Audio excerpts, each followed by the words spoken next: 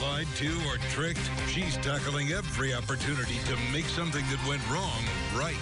Better Call Bacon is on your side.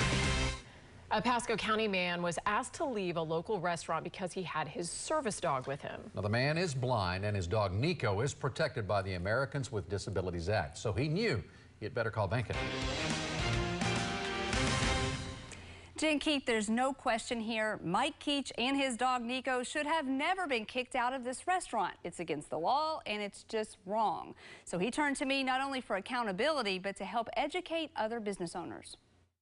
I don't trip over. I've never tripped or fallen since I've had this guy. Mike Keach and his service dog Nico have a special bond. I don't think I could almost exist without having a service dog. This is the greatest thing in the world that somebody invented. When Mike, who is blind, leaves his house, Nico, a nearly $50,000 highly trained service dog, goes with him. When he comes in a restaurant, he knows, goes right under the table and lays down. But when Mike, his stepson, and Nico went to the Overtime Bar and Grill near his home in Hudson last week, they were asked to leave.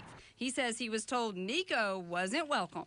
And the bartender came from around the bar and said, "I'm sorry, I can't serve you," before we even tried to order. And I said, "What's the problem?" And she says, "My boss almost fired me because I let you in 3 weeks ago." And I said, "That's not right." I said, "This dog is, protected by the American Disabilities Act." Mike tells me he showed the server this ID card certifying Nico's training and explaining the law. But after a call to her boss, they were told to go. I don't need to take this. You were just there to get a bite to eat. I just wanted a hamburger with mushrooms, and a couple of Budweisers. That's it. Walking out, he tells me, was humiliating. And there must have been, and I'm not exaggerating, at least 25 to 30 people out there in the parking lot cheering us on, standing around the car, stopping us. We had to roll the window down and talk to them. Wow. It was crazy. They kept saying, "Yeah, call 8 on your side. Call Shannon Bacon." This isn't the first time Mike called me. In 2017, he and his former dog, Shadow, were stuck with a dangerous sidewalk that just ended. Whoa, whoa, whoa, whoa, whoa, whoa, whoa.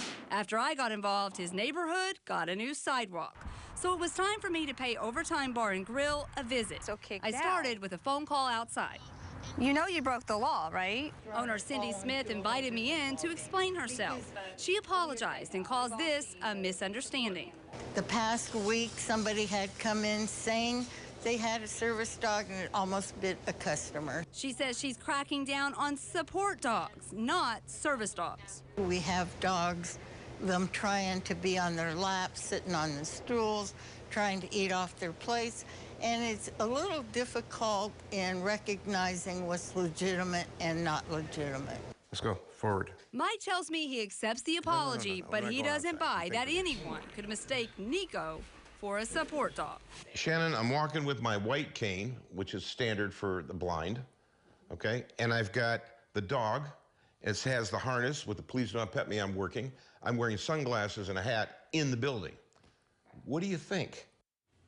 The restaurant owner, Cindy, called me today to express her concern and apologize again. She says she takes full responsibility and she invited Mike to come back for a burger and a beer on the house. Well, hopefully he will. I'm sure she's mortified by the exposure this is causing, and she's probably thinking, what can we do to make sure something like this never happens again? Does she have a plan?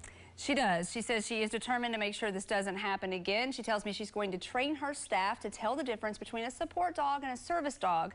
And Mike tells me that that's exactly why he's telling this story, so that others can be educated. He says people bringing in untrained support dogs have made it harder for people like him that truly need their service dog. That's a good point. Education the key there. Yeah. Thank you, Shannon, for sharing that story. If you have a problem that needs solving, you better call Bacon. The telephone number 1-855-BACON, or you could reach her on Facebook at WFLH Shannon.